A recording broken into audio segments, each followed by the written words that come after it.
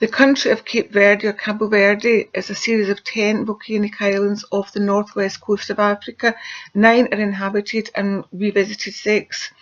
It was uninhabited until the 15th century, when Portuguese explorers discovered and colonised the islands. Throughout the 16th and 17th century, it grew prosperous as a result of the slave trade.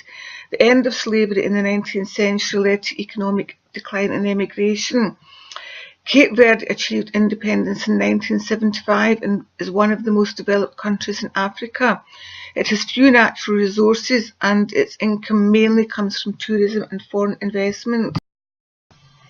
One of the 2 international airports in Cabo Verde, Cape Verde, is in Sal, and lots of tourists come to Sal. A lot of French tourists, actually, primarily for beach holidays, where they mainly stay in Santa Maria, which is a coastal resort with sandy beaches and all the usual sort of holiday kind of activities.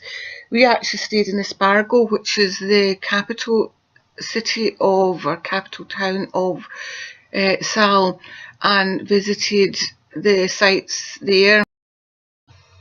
There are several walking opportunities in Cabo Verde, and one is to Baracona, which is actually the coastline that you've been observing in the video so far. The other place to visit is Pedra de Lume salt mine. You enter it through a tunnel and then look down on lots of salt evaporation ponds built on top of a large crater. These natural salt ponds are formed through infiltration of water from the sea. Sal Island was a major salt producer and exporter in the 18th century. Although you can now still visit the salt mines and people are still harvesting salt from there, as you can see, it's not a major salt exporter now. In fact, it hardly exports any salt.